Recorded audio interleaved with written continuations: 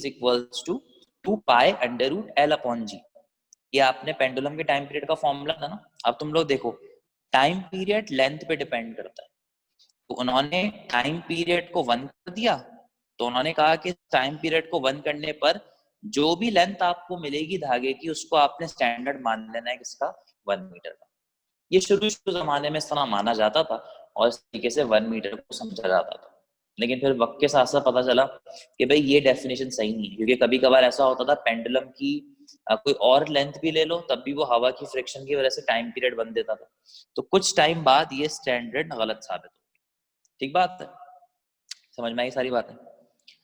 फिर उसके बाद लोगों ने क्या लिया, लोगों ने कहा, एक साइंटिस्ट थे, उन्होंने अर्थ को स्टैंडर्ड बनाना शुरू किया। अब तुम लोगों को पता होगा अर्थ में एक लाइन है जो अर्थ को हॉरिजॉन्टली ऊपर नीचे में डिवाइड कर देती है, और इस लाइन को हम कहते हैं इक्वेटर। क्या कहते हैं, इक्वेटर। अब वो साइंटिस्ट जो थे वो असल में रहते थे इस जगह पे जिसका नाम था पेरिस। असल में पेरिस वो जगह है, पेरिस में एक शहर है सर्व्स के नाम से। किसके नाम से, सर्व्स के नाम से, जहाँ पे एक डिपार्टमेंट बना था सारे फिजिक्स का, जिसमें ये सारे स्टैंडर्ड सेट किए जाते थे। मतलब आपको जितने भी यूनिट आज मिलते हैं ना, 1 मीटर, 1 सेकंड, 1 मोल, ये सारे यूनिट जहाँ बने हैं, जहाँ पर इनके स्टैंडर्ड सेट किए गए, जहाँ पे इनको इजाद किया गया, इन्वेंट किया गया, वो सारी चीजें आपको इस जगह पे मिलती हैं, जिसका नाम क्या है बेटा, जिसका नाम है सर्व्स। तो इन्होंने कहा कि भाई काम करो, पेरिस से लेकर इक्वेटर तक का जो भी डिस्टेंस है, जो भी डिस्टेंस है उसको नाप लो, और जो भी डिस्टेंस आएगा उसको 1 एक्सपोनेंशियल 6 से डिवाइड कर देना। अब वो 1 एक्सपोनेंशियल 6 क्या था वो नहीं पता, बस उन्होंने कुछ कैलकुलेशन की होगी, वो बस हिस्ट्री में नहीं है, या हो सकता है किसी बुक में, हमें नहीं पता जल्दी। उन्होंने कहा इसको डिवाइड कर दो, इसको डिवाइड करके जो लेंथ आपको मिलेगी उसको हम लोग बोलेंगे 1 मीटर। फिर इसको स्टैंडर्ड माना गया, शुरू में इस पे बात की गई। फिर कुछ टाइम बाद पता ही चला कि भाई अर्थ का साथ कुछ मसला होता है, अर्थ की लेंथ में फर्क पड़ जाता है। नहीं देखो सुनो, हुआ ये, पेरिस से, जैसे फॉर एग्जांपल मैं तुमसे कहा मासूमा कि तुम पाकिस्तान से इंडिया तक की जो डिस्टेंस है उसको नाप लो, तुमने नाप लिया, जो डिस्टेंस आया उसको 1 एक्सपोनेंशियल 6 से डिवाइड करा। अभी 1 एक्सपोनेंशियल 6 उन्होंने कैसे सोचा, क्यों सोचा, ये हमारे कोर्स में नहीं है ना, ये हमारे हिस्ट्री में मिलता है, ये एक बुक में बस ये लिखा, हर बुक में आपको ये लिखा हुआ मिल जाएगा कि इसको इससे डिवाइड करते हैं, लेकिन क्यों करते हैं, कैसे करते हैं, ये पता नहीं चला। तो वो इस बात को एक्सप्लेन नहीं कर पाए कि इसको डिवाइड क्यों करते हैं, इसी वजह से इस चीज को भी स्टैंडर्ड नहीं माना गया। कुछ सालों बाद ये चीज भी खराब हो गई और लोगों ने कहा नहीं भाई ये भी तसल्ली बख्श डेफिनेशन नहीं है। अब परेशान सब कि भाई अब 1 मीटर को नापना है, 1 मीटर बनाना भी है, दुनिया को लेंथ नापनी है, तो उसको किस तरह से नापा जाए। तो ये पेंडुलम वाला भी गलत हो गया, अर्थ वाला भी गलत हो गया। फिर कुछ साइंसदानों ने एक एक्सपेरिमेंट किया और उन्होंने जो है एक एलिमेंट लिया। अब वो एलिमेंट क्या होता है, तुम लोग केमिस्ट्री वगैरह पढ़ते हो, तुम लोगों को इस एलिमेंट का नाम शायद पता हो, शायद। उस एलिमेंट का नाम मैं यहाँ पे लिखता हूँ, उस एलिमेंट का नाम होता है,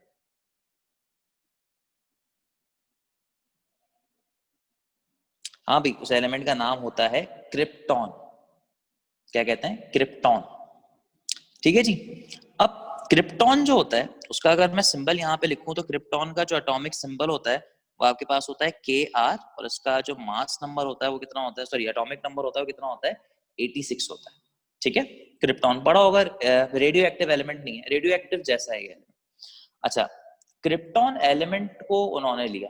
अच्छा, इस एलिमेंट की नेचर थी कि ये रेडियो एक्टिव की तरफ था, हल्का फुल्का रेडियो एक्टिव था। मतलब जैसे यूरेनियम में तुम लोगों को मैंने मैट्रिक फिजिक्स में पढ़ाया था ना कि यूरेनियम में से रेडिएशंस निकलती हैं, आप सबने पढ़ा ही होगा जो नए बच्चे भी हैं। तो इसी तरह से क्रिप्टॉन में से भी कुछ रेडिएशंस निकलती थी, लाइट निकलती थी। अच्छा जी, चलें एक बात मैं आपसे पूछता हूँ, कोई सब मुझे रिप्लाई करके बताइएगा, लाइट क्या है, मास है या एनर्जी है? वो समझ में आएगा तो भी समझ में आएगा, सही है, बिल्कुल सही जवाब, एनर्जी। और एनर्जी कैसे चलती है, स्ट्रेट लाइन में चलती है, वेव बनाती है? गुड गुड गुड, सही जवाब है बिल्कुल। नहीं, स्ट्रेट लाइन में चलती है, कैसे चलती है, पार्टिकल की फॉर्म में चलती है, वेव बनाती है? एग्जैक्टली, वेव बनाती है। और हम सब जानते हैं वेव इस तरह की होती है। और ये भी तुम लोगों ने मैट्रिक में पढ़ा है कि एक क्रस्ट से लेके एक ट्रफ तक का डिस्टेंस क्या कहलाता था, वेव की वेवलेंथ कहलाता है। अब यहाँ से 1 मीटर की डेफिनेशन बनी, और 1 मीटर की डेफिनेशन क्या थी जो हमारी बुक में लिखी है, अब मैं लिखने जा रहा हूँ। तो हमारी बुक में ये डेफिनेशन लिखी है और अक्सर ये डेफिनेशन देते हैं, इसमें से कभी कभार नंबर पूछ लेते हैं, कभी डेफिनेशन लिख के कहते हैं कि भाई ये चीज है क्या, इसके बारे से बात करते हैं। तो ये है, it is defined as 1650763.73 wavelengths of the orange light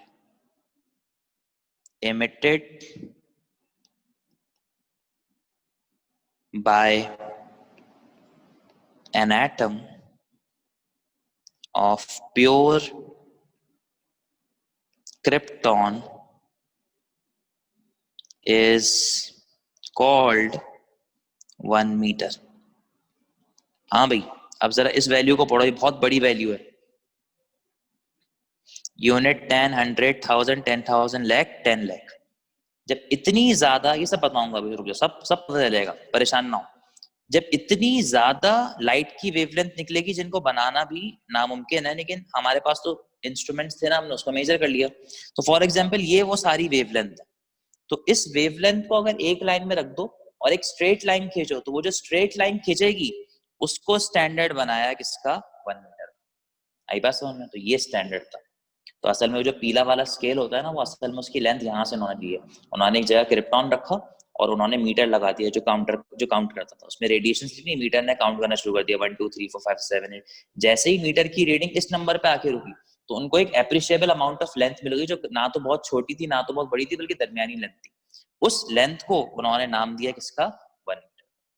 अब मासूमा का सवाल, सर ऑरेंज लाइट क्यों ली? क्योंकि असल में क्रिप्टॉन के अंदर मसला ही होता है, क्रिप्टॉन की लाइट का कलर चेंज करो तो क्रिप्टॉन की लाइट कभी कभार अल्ट्रावायलेट में चली जाती है, कभी इंफ्रारेड में चली जाती है और नजर नहीं आती। ऑरेंज लाइट ही ऐसी है जो नजर आती है और जो विजिबल रीजन में अच्छी तरह से एग्जिस्ट करती है।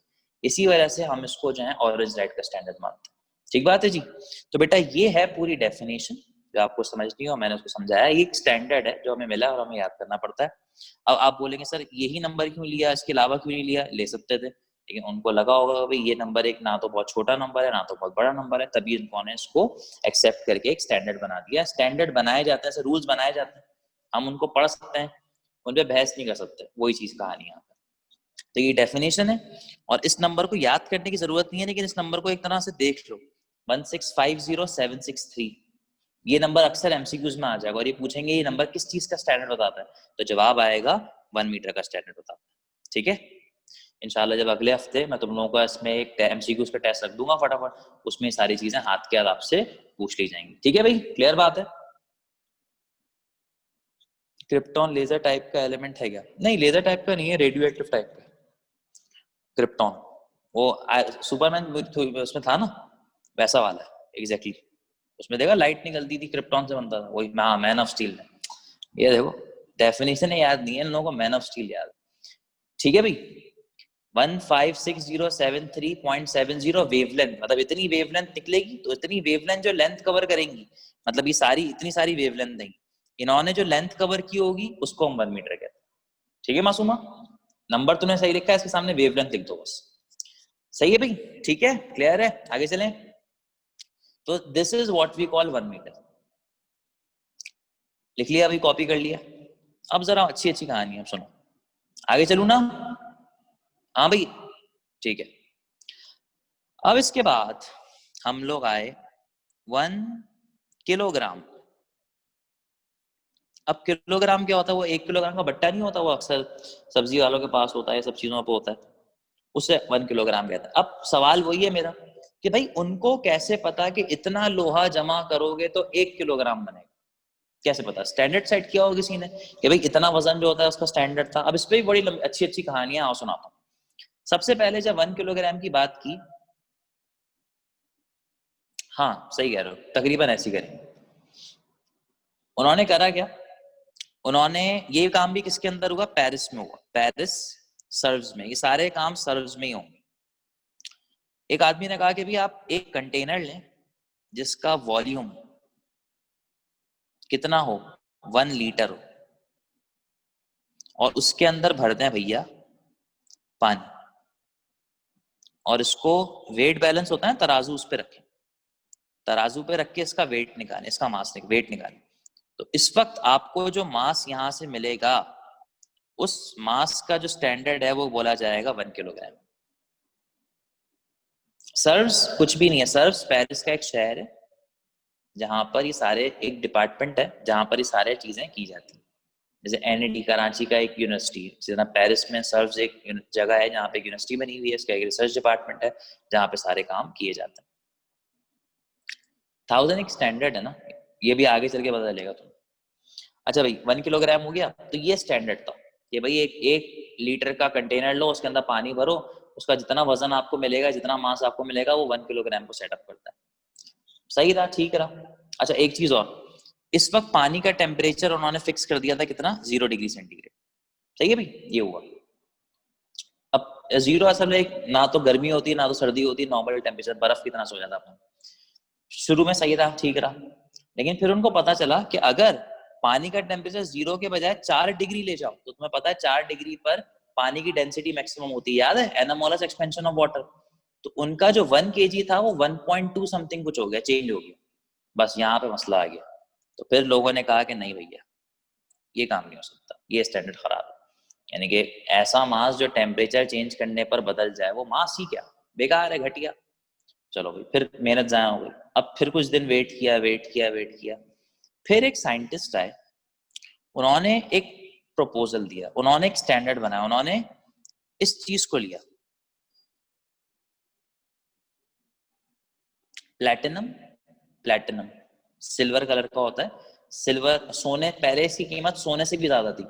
जो आपने अक्सर देखा होगा, जो क्या कहना चाहिए, जो हीरा होता है ना, डायमंड जो होता है, जो जितनी भी ज्वेलरी बनती है, डायमंड को जिस मेटल के ऊपर फिक्स किया जाता है जेवर में, वो प्लेटिनम होता है। पहले भी सोने से भी महंगा था, अब ये खैर सस्ता हो गया कि अब सोना बहुत महंगा हो गया और प्लेटिनम कोई यूज भी नहीं करता। प्लेटिनम प्लस इरिडियम, इन्होंने इन दोनों मटेरियल्स को मिलाकर एक चीज बनाई जिसको हम कहते हैं एलॉय। क्या कहते हैं, एलॉय।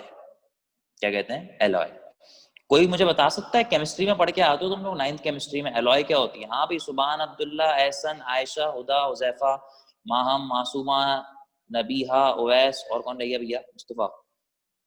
ये alloy is a type of metal. बात है सुनो, alloy are carbon compounds. Okay okay, हाँ भाई बाकी लोगों को पता है? नहीं पता, सुनो सुनो, बातें समझो, रट्टा रट्टा लाने की कहानी नहीं है, जो रट्टा लगवाना है बोल दूंगा। ये मिक्सचर ऑफ टू मेटल्स, ये जवाब आया। गुड, मिक्सचर ऑफ दो मेटल्स का। Alloy of carbon compounds, carbon compounds की नहीं होती, हाँ, किसी मेटल में कार्बन को डाल दो तो एलॉय बन जाती है, जैसे stainless steel is an alloy. अब एलॉय इन्होंने प्लेटिनम को क्यों लिया? असल में इन्होंने लिया था 90% प्लेटिनम और 10% इरिडियम, और इसकी एक एलॉय बनाई थी। वजह क्या थी प्लेटिनम को लेने की? प्लेटिनम जो है उस पे वो प्रेशर पे रेजिस्ट नहीं करता, बहुत ही हार्ड मटेरियल। हाँ, लेकिन टेम्परेचर कम या ज्यादा होने पर वो कॉन्ट्रैक्ट और एक्सपेंड करता है। अच्छा, उसकी एलॉय क्यों बनाई? मतलब प्लेटिनम एक अच्छा मटेरियल है, मतलब उसको अगर आप हवा में रख देंगे तो उस पर जंग वंग वगैरह नहीं लगेगा। लेकिन फिर भी उसको जंग से बचाने की नहीं है हम लोग एलॉय बनाते हैं, क्योंकि जो स्टेनलेस स्टील है आप उसको हवा में रख दें, अगर वो अच्छी स्टेनलेस स्टील है पक्की वाली, तो उसमें कभी भी जंग नहीं लगेगा। ये बात समझ में आ रही है? तो इन्होंने हमेशा एलॉय को बनाना ज्यादा प्रेफरेंस दी ताकि किसी भी किस्म के मटेरियल पे जंग ना लग सके। इन्होंने इस मटेरियल का एक सिलेंडर बनाया और इसका जो वॉल्यूम था वो हमारी बुक में गिवन नहीं है, नहीं कुछ जगहों पे कहते हैं वो था 100 सेंटीमीटर क्यूब, कुछ जगह पे 1000 है, कुछ जगह पे 100 है। इस वॉल्यूम का इन्होंने मास निकाला, उन्होंने कहा इस पीस का जो मास है वो है किसके बराबर? वो है 1 किलोग्राम के बराबर। और इसका जो वॉल्यूम उन्होंने सेट किया वो कितना किया? इतना किया। ये बात समझ में आई? तो अब अगर मैं तुम लोगों के सामने 1 किलोग्राम की डेफिनेशन लिखूं, तो 1 किलोग्राम की डेफिनेशन क्या होती है? The mass of a certain platinum cylinder kept at the international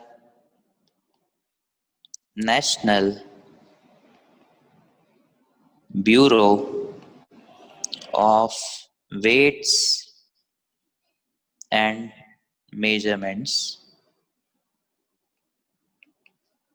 is called 1 kilogram. अभी जो International Bureau of Weights and Measurements है ना, ये कहां पर है? ये सर्व्स में कहां? केप्ट एट द, ये बात समझ में आई? तो ये वाला चीज जो है वहां पर एज इट इज रखी हुई है। अब इसके बारे में बड़ी सिंपल सी कहानी है, अगर तुम कभी सर्च करोगे ना तो तुम लोगों को क्या मिलेगा? तुम लोगों को एक शीशे का जार मिलेगा, इस तरह से एक शीशे का जार, इस तरीके से एक शीशे का जार जो एक टेबल के ऊपर रखा हुआ है, उसके अंदर एक और शीशे का जार है जो पूरी तरीके से बंद है, और उसके अंदर इस तरह का एक सिलेंडर रखा हुआ है, और इस जार को एक पंप से कनेक्ट किया हुआ है बाहर से। वो पंप इसके अंदर प्रेशर मेंटेन करता है। International Bureau of Weights and Measurements is called 1 kilogram. तो ये बड़ा कीमती है, ठीक है, ये बड़ा कीमती है। और दुनिया में इस जैसे 6 स्टैंडर्ड्स बना के रखे हुए। अब पाकिस्तान में तो खैर ऐसा कुछ नहीं होता, लेकिन जब कोई कंट्री बनती है और उसको अपने स्टैंडर्ड सेट करने होता है तो उनको 1 किलोग्राम बनाना होता है, तो वो करते क्या है? इस मुल्क में जाते हैं, इनको पैसे देते हैं, इनका वेट उठाते हैं, उस जैसा एक मटेरियल लेते हैं, उसके वेट को उससे बैलेंस करते हैं, और हमको 1 किलोग्राम का सैंपल मिल जाता है। वो अपने मुल्क में आके उससे वेट बनाना शुरू करते हैं, ठीक है, ये होता है। अच्छा, तुम लोगों ने कभी देखा है ये सब? एक बड़ी सिंपल सी बात है, जब लॉकडाउन नहीं था, सब्जी वगैरह लेने जाते होगे, फल वगैरह लेने जाते होगे, तो अक्सर तुमने देखा होगा उनके पास जो बाट होते हैं लकड़ी और लोहे के, उस लोहे के बाट पर उन्होंने देखा कभी कभार टेप चढ़ाया हुआ होता है, थेरी लगी हुई होती है, उस पर टेप चढ़ा हुआ होता है, ऐसा देखा है? हमें कभी ना कभी तो देखा होगा, है ना? रेड कलर का टेप। जी, क्यों चढ़ाते हैं भैया टेप? नहीं देखा? ये जाता ही नहीं होगा लेने सब्जी कभी। अब होता क्या है असल में, मसला ये स्टैंडर्ड है। पाकिस्तान में फॉलो करो ना करो भाई अलग बात है, लेकिन दुनिया में स्टैंडर्ड है। ये जो मेटल होता है ना, मेटल, इसको इतना सेफ्टी में क्यों रखा है? क्योंकि हवा आती है ना, या जो इरोजन होता है, हवा आती है, इन्वायरमेंट होता है, टेम्परेचर। बाट क्या होता है? बाट नहीं, बट्टा। बट्टा वो जो नहीं होता सब्जी होता है, वो लोहे का इतना काला उठा के रखते हैं, उस पर तराजू पे वो नहीं चला जाता, उसको बट्टा कहते हैं, बैट, ठीक है। तो असल में होता है ये, जो इन्वायरमेंट में किसी लोहे को रख दो तो तुम्हें पता ही नहीं चलता, लेकिन उसका जो मेटल होता है ना, हल्का हल्का झड़ता है, कम होता रहता है। तो शुरू में अगर आपने बिल्कुल नया नया लिया, वो 1 किलोग्राम का, 2-3 साल बाद वो 1 किलोग्राम का नहीं होगा, वो 999.99 ग्राम का होगा। 1 ग्राम तो कुछ ना कुछ तो कम हुआ ना। तो वक्त के साथ साथ उसके अंदर इरोजन होता है और वो कम हो जाता है। तो इसी वजह से कहा ही जाता है, एक स्टैंडर्ड है दुनिया का, कि हर 12 या 15 साल बाद आपको अपने पुराने वेट को फेंकना पड़ेगा और नया वेट लेना पड़ेगा। यानी कि पुराने वेट का सेट, पुराना तराजू फेंको, और नया तराजू और नया वेट का सेट, ठीक है। लेकिन अब पाकिस्तान में भी वैसे ही गरीब आवाम है, और जितने लोग सब्जियां वगैरह बेचते हैं लोग कंसिडर किया जाता है कि वो गरीब है, ठीक है, और वो शो भी ऐसा करते हैं गरीब है। सर, शॉपर के वेट की वजह से वेट पर इफेक्ट नहीं होता, होता है, इस पे भी इफेक्ट होता है। तो असल में अब इसका इस पे बात करूंगा, अभी टाइम नहीं है, टाइम कम, इसकी बात तो खत्म करके बस निपटा रहा हूँ उसको। तो इसी वजह से अब वो बेचारे कहाँ से इतना नया नया लोहा लेके आएंगे? अच्छा खासा महंगा आता है, तकरीबन वो एक बाट जो है 600-700 या 1000 रुपए का आता होगा। जितना भारी होगा उतना ज्यादा महंगा होगा। तो वो करते क्या है, नया लाने से अच्छा उन्होंने कहा भाई जुगाड़ लगाओ। उन्होंने निकाला टेप, चल मेरा भाई, टेप लपेट दिया, जो मांस कम हुआ था वही मांस दोबारा से बढ़ गया। तो इस तरीके से उन्हें हर साल, हर 12 साल बाद, 15 साल बाद वेट को सही करना पड़ता है, और उसकी चेकिंग भी करनी पड़ती है कि भाई वो 1 किलोग्राम के बराबर हो या नहीं हो रहा है, नहीं हो रहा। तो असल में ये पूरा एक साइकिल है जिसका एक स्टैंडर्ड सेट किया जाता है, और इस काम को ऐसे किया जाता है। कितने टाइम की असल लिमिट जो है वो है तकरीबन, अगर आपका मटेरियल सही है तो 20 या 40 साल है, लेकिन दुनिया में इसको 12 या 15 साल में रखा जाता है कि इतने साल बाद आपको वेट चेंज करना है। नहीं चेंज करेंगे तो कुछ नहीं, टेप लगा दें, पाकिस्तानी जुगाड़, ठीक है बच्चों। चलो बस जी, ये वाला काम आज खत्म। 4-5 मिनट रह गए, कोई नई चीज नहीं पढ़ाऊंगा। कल इंशाल्लाह 1 सेकंड समझाएंगे आपको, और कल फिर इसके बाद जय जुगाड़ जिंदाबाद, पाकिस्तान जिंदाबाद ना, जुगाड़ पाकिस्तान में लगती है इस तरह की। कल आज मैंने एक जुगाड़ देखी, अक्सर गाड़ियों से बैटरी चोरी हो जाती है ना, आज मैंने एक जगह देखा उसने ऐसी जुगाड़ लगाई हुई थी कि बैटरी चोर भी सोचता रहेगा कि बैटरी कैसे चोरी हो। कल बताऊंगा, अभी टाइम नहीं, ठीक है जी। चलें जी, so that's all for today. इंशाल्लाह कल आपको 1 सेकंड पढ़ाएंगे और कल आपको कुछ यूनिट्स वगैरह बता के फिर एक नया टॉपिक आपके साथ स्टार्ट करेंगे। सर चैप कौन सा बेटा? फर्स्ट चैप्टर चल रहा है सर, मीटिंग फिर ज्वाइन करनी है। अच्छा अभी सुने, जो ये हो गया, जो केमिस्ट्री वाले बच्चे हैं वो केमिस्ट्री की क्लास लेंगे अपनी, और जो कंप्यूटर साइंस वाले बच्चे हैं वो 4 बजे इसी कोड पे दोबारा लॉगिन करेंगे। जो मैंने आपको कोड मिला हुआ है ना आपको, इसने आप जहाँ भी ज्वाइन किया उसी पे दोबारा लॉगिन करिएगा। मैं आपको फिर दोबारा कंप्यूटर पढ़ाता हुआ देखूंगा, ठीक है जी? चलिए जी, थैंक यू सो मच, ख्याल रखिएगा, अल्लाह हाफिज। हाँ 4 बजे लॉगिन कर लीजिएगा, मैं 4 बज के 2-3 मिनट पे स्टार्ट करूंगा। चलिए बेटा, अल्लाह हाफिज, बाय बाय।